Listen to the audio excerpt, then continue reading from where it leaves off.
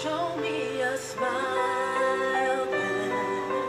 Don't be unhappy, can't remember when I last saw you laughing. If this world makes you crazy and you've taken all you can bear, just call me up because you know I'll be there. And I see your true colors shining through. I see your true colors, and that's why I love you. So don't be afraid to let them show your true colors. True colors are beautiful like a rainbow.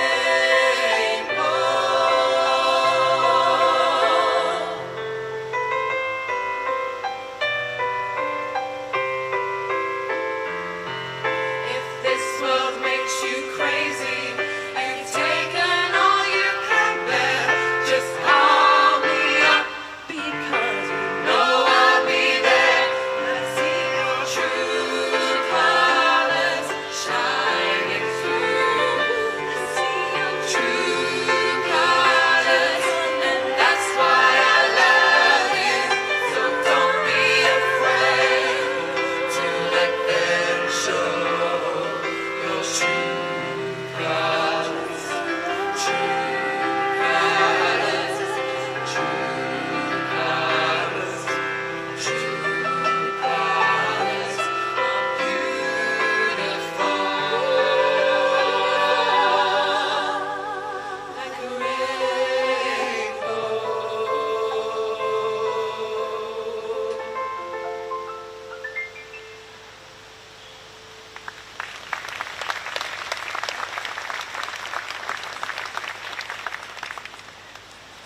Thank you. Could I now invite Jill Fuchs, sister of David Fuchs, to come and speak?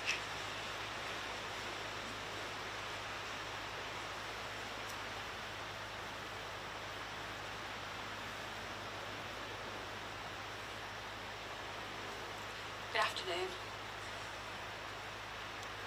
I spent some months and a long thoughts and time wondering, worrying about how to start today and what to talk about. I've thought about so many inspirational things that I've heard in the past from victims and families of that day that changed our life forever. From a survivor who told us that despite what we hear about the day that brought people together and made them stronger, it didn't. It broke her. To the inspirational speech about the courage it's taken to move on. And I thought, or should I say I realised, I'm going to tell you a little bit about my journey. But to do that, I'm going to take you back just a little bit. As most people, my family's life became pre and post 7/7 life. Before that day, life was a life that most families dream of.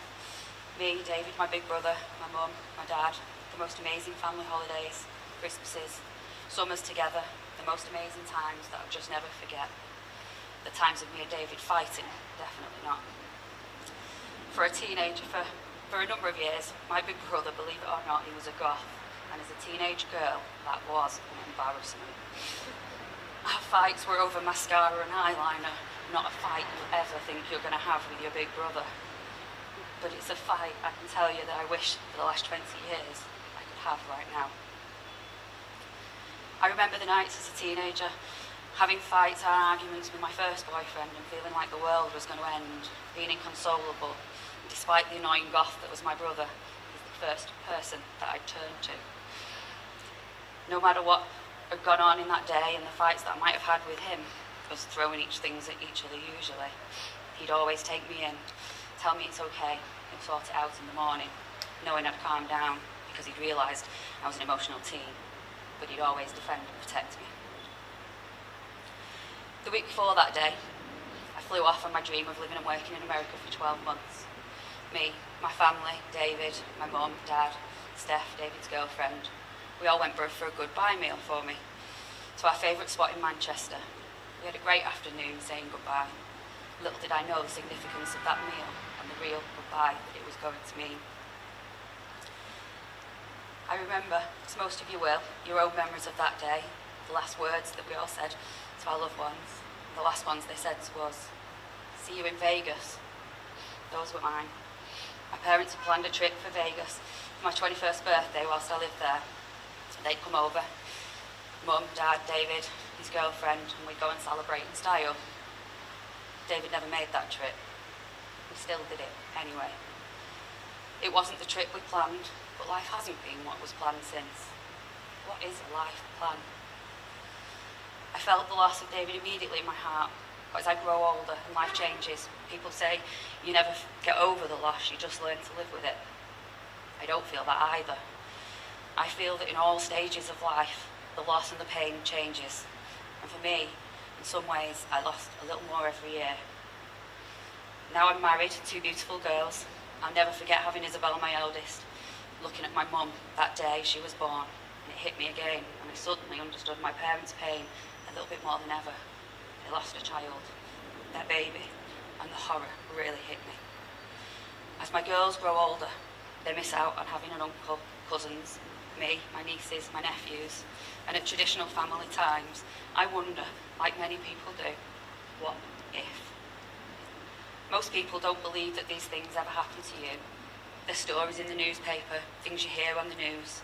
No parent expects to bury their child. They're things you read about, you may feel sad about, but you never really understand the reality and the devastation and the change. But here today, we all do. That change is intangible, indescribable, but most of all irreversible. I sat last week writing these words. A feather dropped down, appeared on top of my bed. My mum has been telling me for years that that's David, he's here. I've been telling her that there must be a lot of bald swans up there if feathers keep appearing every time a message falls from heaven. I laugh, but I feel the warmth and the belief that maybe, just maybe, that is true. Then I am also getting colder in bed because my feather duvet doesn't seem to be as warm as it used to be. Ernest Hemingway once said, "We're all broken, and that's how the light gets in." Despite the darkness that day has been a part of us and for our journey here, some of us may say defined us. I like to believe for me that the gaps and the cracks that are in us, the broken parts, they're allowing the light to shine through. The light that I use to build my life to make sure that my girls and our future and generations after me see the light shining through and not the darkness that at times overcomes us. The light shows us our path to a bright future, the determination, the power to fight through, the light that is our future. We've all here today experienced darkness that came with that day, sadness, times that have consumed us. Yet we're here together, showing the darkness that the light does prevail. I believe, and I hope you do, that we've shown the world that good overcomes in all, and that in the darkest moments, the cracks of light can shine through. How do you end a talk like this? Do you say goodbye? Thank you? I'm not sure. So I'm going to leave you with a poem that resonates with me. I hope it does you too. When I die, give what's left of me to children and old men that want to die. And if you need to cry, cry for your brother walking the streets behind you. When you need me, put your arms around anyone and give them what you need to give me. I want to leave you something better than words or sounds. Look for me in the people I've known or loved, and if you cannot give me away, at least let me live on in your eyes and not your mind. You can love me the most by letting hands touch hands, by letting bodies touch bodies, and by letting go of children that need to be free. Love doesn't die. People do. So when that's all that's left of me is love, give me away.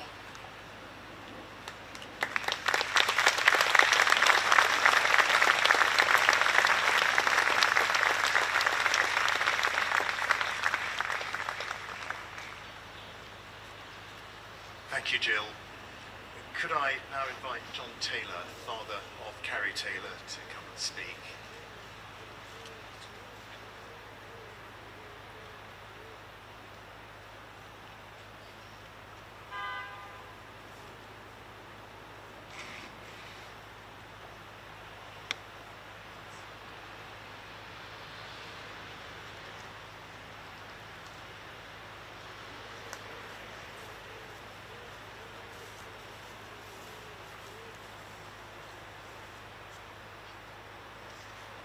20 years ago, we thought that day would be another ordinary day. But for 52 families and many injured people, it was anything but. Today, everybody involved has gathered as a family to remember who we lost and to treasure their memories. We can't turn back the clock, but we do take strength from each other. We remember our loved ones every day, wondering how our future with them would evolve, missing out on what they would have achieved and given us. Today we celebrate their lives, as tomorrow may be too late. Don't take for granted what you have, but treasure every minute. For when the day comes to a close, you don't know who's left in it. I would like to finish with the words on our daughter's headstone. They give us comfort, and I truly hope they resonate with some of you. Missing you is easy. We do it every day. Remembering you is heartache that will never go away. Can I just say, from an earlier conversation, that the lady Dr. Geraldine who passed away, she was the doctor who was with our daughter on the Aldgate train, who looked after her until unfortunately she lost her. Thank you.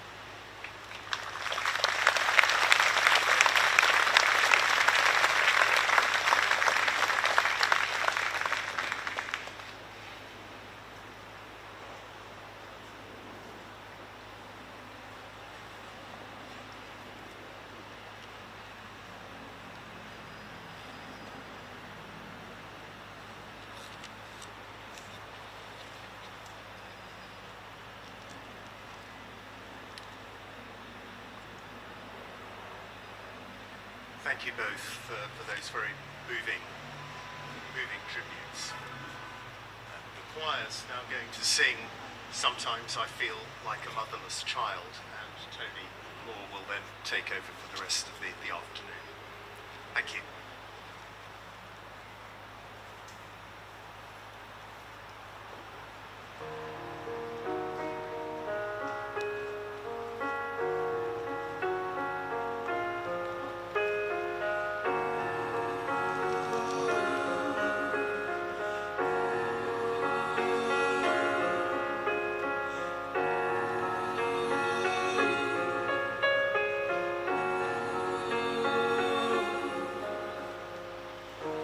Sometimes I feel like a motherless child.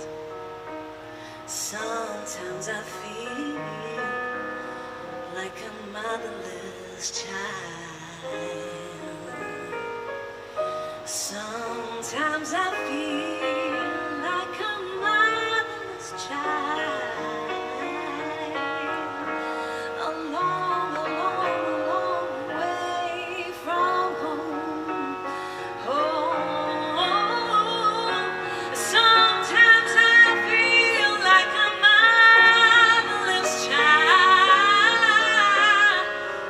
Sometimes I feel like a motherless child.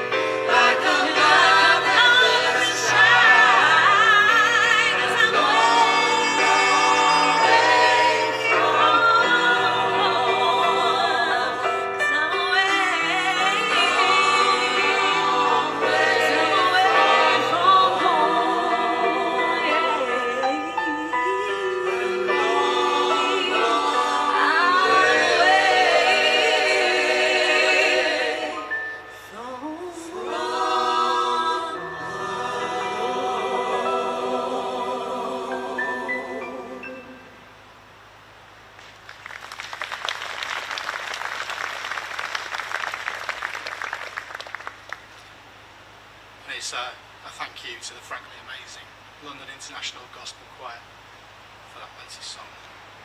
I'm Tony Moore. Some of you will know me. I'm a retired detective inspector for the Metropolitan Police, and this is my troop. It's my honour to be here. Be asked again to help compare through the remainder of this afternoon. Firstly, can I ask Susan Greenwood to come forward and say a few words? Thank you.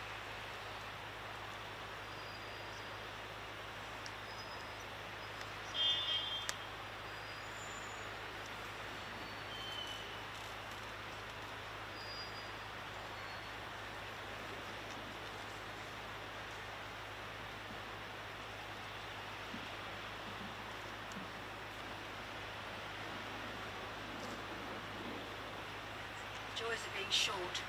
Okay. Good afternoon. Firstly, I want to say what an honour it is to be here today and for Thelma and Gerald to organise such an event and allow me to speak to you today. As many have said before, it's extremely hard to find the right words to say to you today for fear of upsetting someone, for fear of getting it wrong, for fear of not saying the right thing. So I speak from my heart. And I try and speak the truth. So, I am Susan Greenwood, I am a survivor of the July 7th bombings, and like many here, I was commuting, or many others, commuting to London from Turnpike Lane to Russell Square, where I worked at Great Ormond Street Hospital.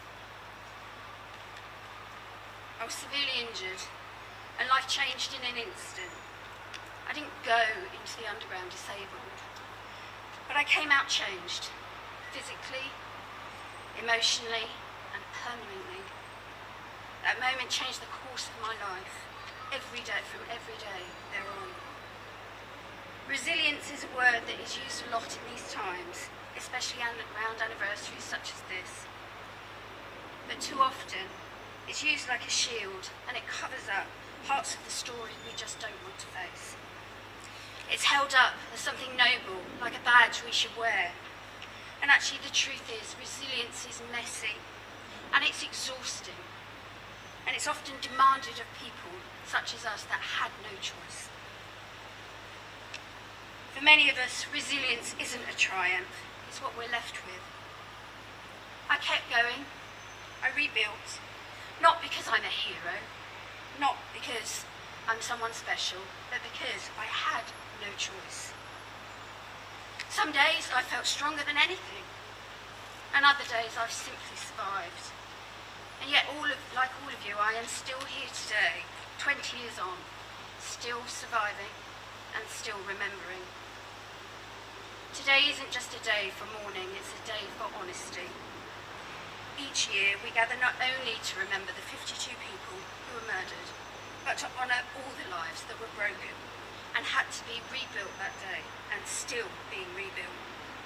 We have to acknowledge the pain beneath the silence, the invisible scars, the long, quiet healing that happens behind our closed doors, long after the headlines have faded. To those of you who are injured, to those who carry trauma, and to those of you who are still struggling in ways that are unseen, you do not owe anyone a perfect story of resilience. Just being here is enough.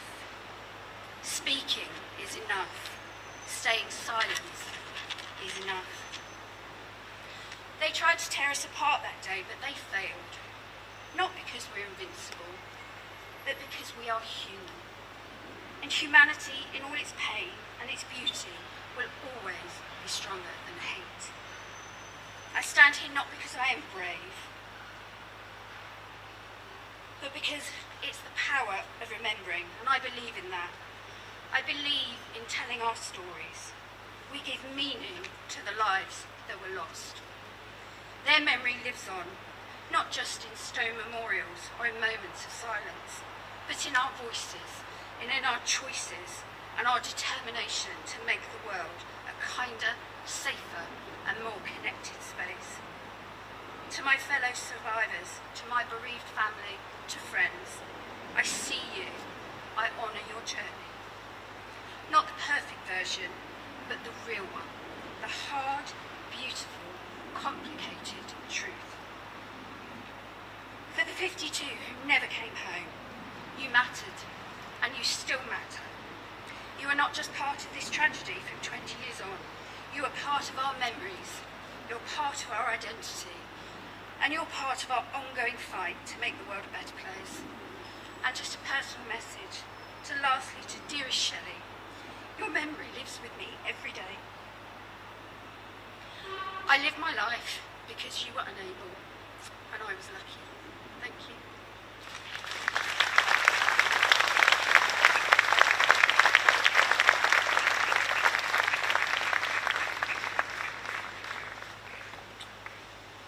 Thank you, and to our next speaker, Thelma Stover.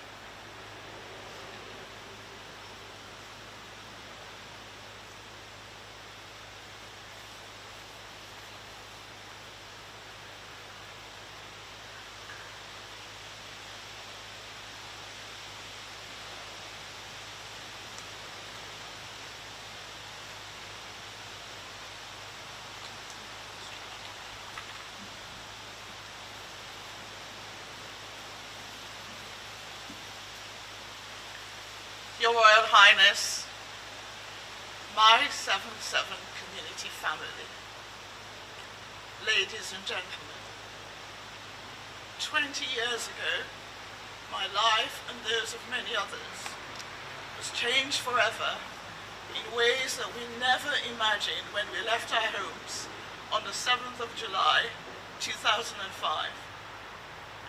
That beautiful blue sky morning, following the incredible excitement and celebration of winning the bid to stage the Olympic and Paralympic Games in London in 2012, saw so many unimaginable but premeditated death and destruction on a scale and in a way which shook the entire world. Hundreds of people were affected. 52 innocent lives were cut short by a senseless act of terror, and many, including me, suffered life-changing injuries. What was otherwise a very happy and perfect morning turned into the bleakest of days and nights to follow and changed our lives forever. We know there have been several terror attacks since 2005, and many more attempts have been prevented. According to the government website, the current threat level of terrorism is substantial. We cannot therefore know when the unthinkable will happen again. So it is vital that as society learns now from and act on the important lessons these events have highlighted. But in doing so, the lived experience of those affected, survivors, families of bereaved, first responders, should be a central focus of learning and preparation efforts. This includes incorporating the perspectives into training, support systems, legislation, and broader societal understanding of these tragedies and disasters and their consequences on us. It is important for government and organizations to understand that as victims of terrorism, we need support not only in the immediate, but in the medium and long term, as long as we continue to deal with the physical and emotional trauma of that day. Injuries, whether seen or unseen, are not necessarily one-off. For example, I have had several surgeries since 2005, and in 2019, shrapnels caused by the explosion were found lodged in my brain. With recurring infections, I have now suffered from complete loss of hearing. These challenges are not unique to me. Also, the pain of losing a loved one does not go away. We all quietly manage pain, suffering and trauma and loss as best as we can, and we continue to make value-added contribution to society. We are victims of attacks that are intended ultimately to harm society. Terrorism is not only a wrong against society, it is also a violation of the individual rights of victims. A former United Nations Secretary General, Ban Ki-moon, refers to victims of terrorism as the real heroes in the global struggle against terrorism. Caring for victims of terrorism is also a powerful weapon in the fight against it. By looking after us in the immediate, medium and long term, and ensuring that our needs are met, we hope that a message is sent to terrorists that the societal and community values that they fight against, like human rights and democracy, grow stronger under attack. 7th of July was an assault on fundamental democratic principles that are essential to a free society and the values and ideals that we hold. We must never allow our difference to divide us, because what unites us is greater than what divides us. We can agree that all have a role to play when the worst happens. But now, we need to build stronger community cohesion and better preparedness and resilience. We must continue conversations and pursue a stronger consensus on what a whole of societal approach should really be like. As victims of terrorism, and that includes survivors and families of bereaved, we are ready to stand shoulder to shoulder in solidarity with all governmental and non-governmental bodies to fight against the evil of terrorism. Terrorism will never, and I repeat, terrorism will never, never succeed to divide us or break us as a community and as a country. I would like to thank you, Your Royal Highness, for supporting the National Emergencies Trust as patron that works to ensure emergency survivors and their loved ones receive the vital support they need as soon as they need it. And I must mention the now London Emergencies Trust, which in its previous incarnation as the London Bombing Charitable Relief Fund, distributed generous donations of the public and quickly provided much needed funds to us in 2005. I have to say, the financial support I received, and with the help of the then Mayor of London support, I was able to get myself a prosthetic limb that matched my skin tone when I was told by the NHS that what I should do is to wear trousers to cover it. Thank you. I thank the Right Honourable Baroness Hallett, who was at the time the coroner of the inquest and extended the inquest beyond a normal inquest to give us a voice. I would like to thank all those who have supported us over the last 20 years, first responders, the public, clinicians, charities, families and friends. We remember the late Dame Tessa Jarrell, who stood by us and was always ready to help us whenever we called upon her. Finally, to the families of the 52 victims killed, you will always have a hole in your family. Nothing I can say will bring them back. But I speak up in remembrance of them. They live forever in our hearts. They will never be forgotten. May their souls rest in peace, and their spirit continues to glow wherever they are. Thank you.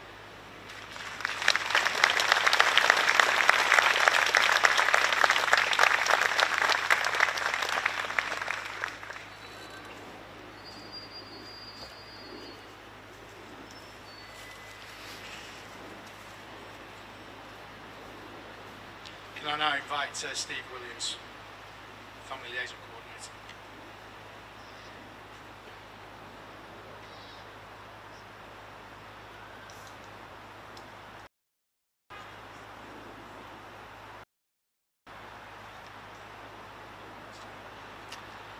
Your Royal Highness, ladies and gentlemen, my name is Steve.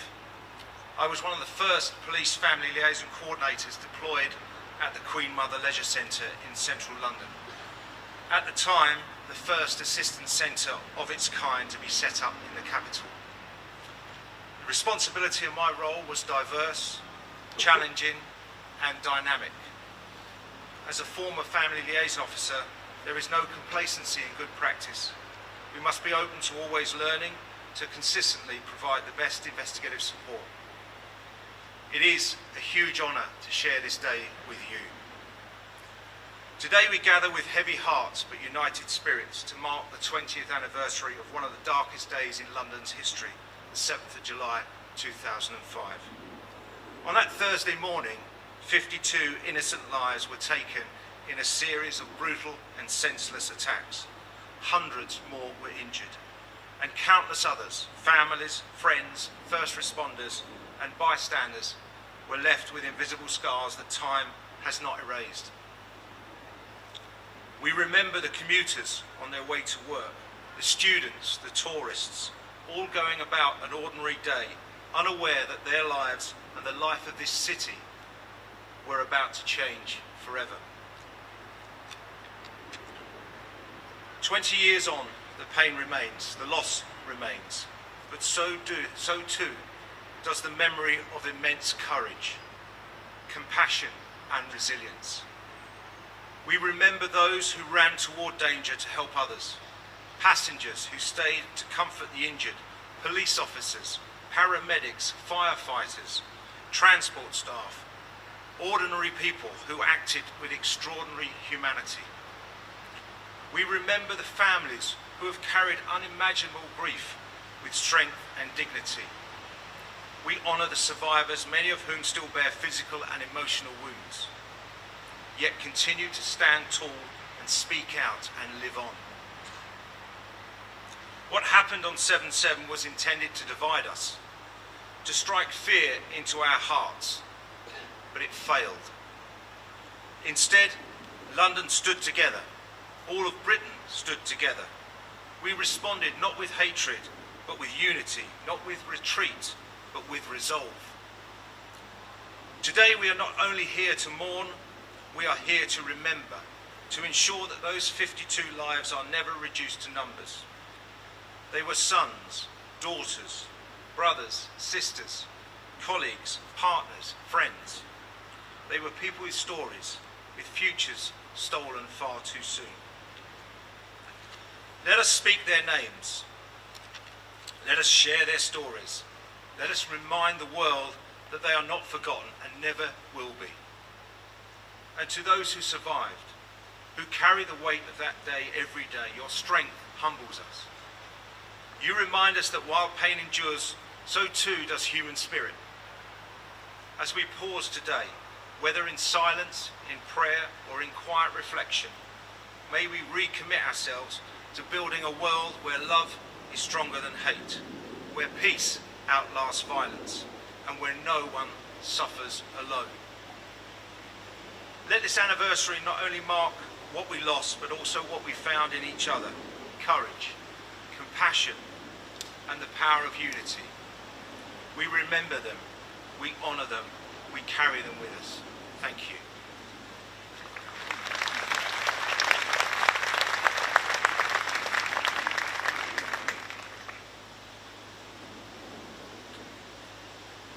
And so we now move on to the reading of the names by David Gardner.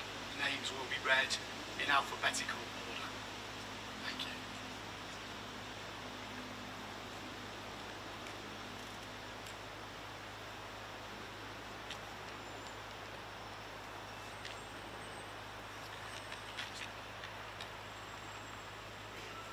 The names of those who died at 4 locations in London on the 7th of July 2005. James Adams, Sam Badham and Lee Christopher Harris, Lee Baisden, Philip Beer, Anya Brunt, Michael Stanley Brewster, Karen Cassidy, Rochelle Chung Fo Yuen, Benedetta Catcher, Liz Daplin, Jonathan Downey, Richard Ellery, Anthony Fatai Williams, David Folks, Arthur Frederick, Carolina Gluck, Jamie Gordon, Richard Martin Gray, Gamze Gunora, Giles Vernon Hart, Marie Joanne Hartley, Miriam Hyman, Ojara Ikiagwu, Shahara Islam, Nitu Jain, Emily Rose Jenkins, Adrian Johnson, Helen Catherine Jones, Susan Levy, Sam Lee, Shelley Mather, Michael Matsushuti, James Mays, Anne Moffat, Colin Morley, Benaz Muzaka, Jennifer Vander Ann Nicholson, Mihaila Otto, Shainuja Nirishimina Parasangari, Annette Rosenberg, Philip Stewart Russell, Atik Sharifi, Ihab Shliman, Christian Nyoya Diawara Small, Fiona Stevenson, Monica Sukaka, Carrie Taylor, Marla Trivedi, Laura Susan Webb, William Wise, Gladys Windowa, and can I just add 3 more that you've just heard of? Raymond Whitehurst, Edgware Road driver, Dr. Geraldine Allgate, and the man who used to read these names, who died a while ago, Tim Coulson.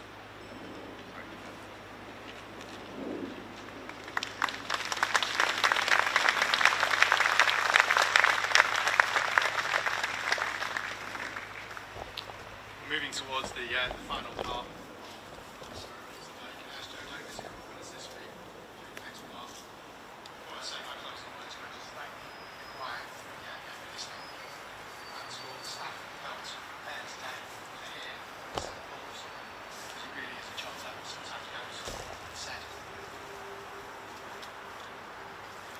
Today we've gathered again to remember we've spoken the names of those lost in the each of those names is precious. Each one leaving behind family, friends, communities, forever changed.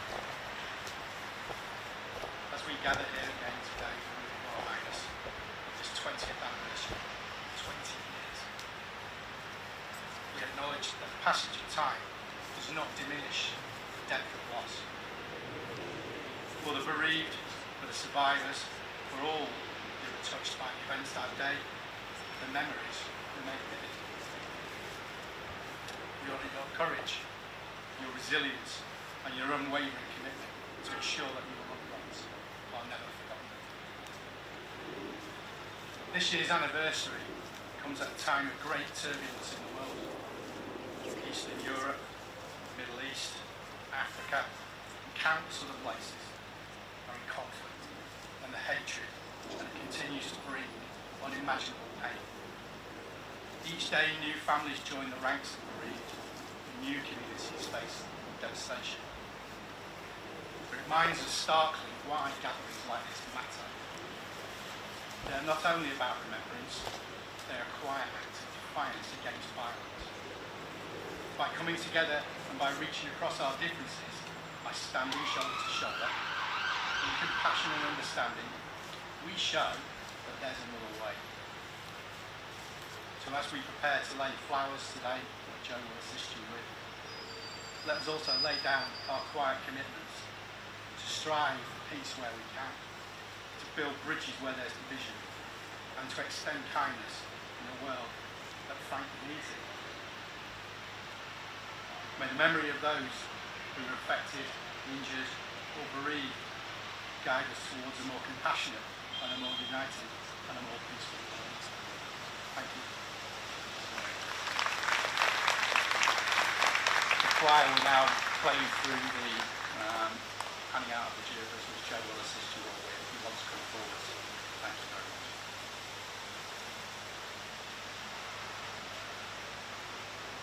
I would now like to invite all of you to come up, take a flower and lay it on the pillars and on the plaque in memory of all those lost, while the choir sings the final song. Thank you.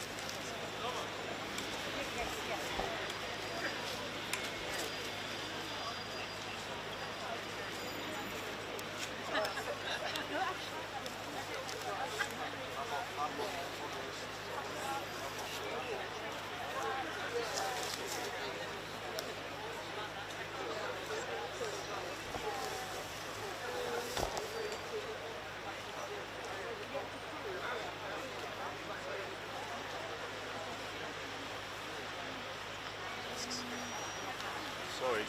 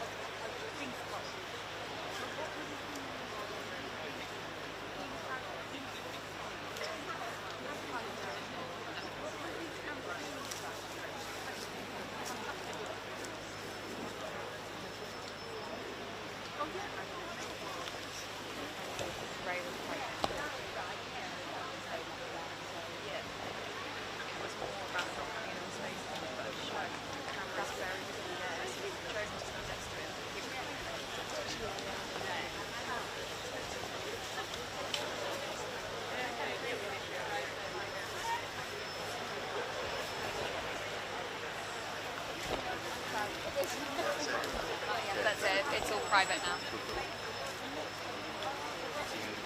When the embargo lifts. When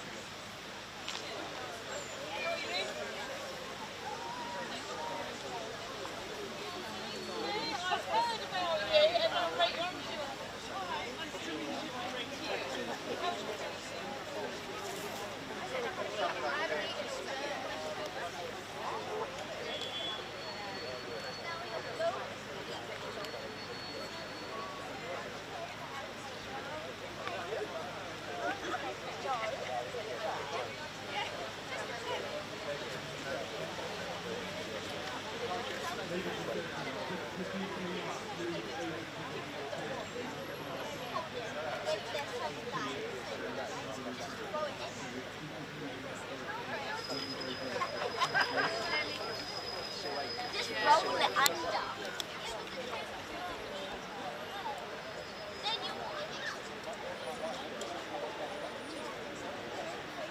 What, this is the easier way. I saw this on an advert.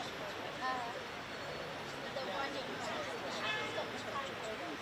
yeah, he coded it, he rolled it in, and then Which one did you put down? It's alright if we start like wrapping up because they've got people in the Thanks for your time. Now remember you've said that before.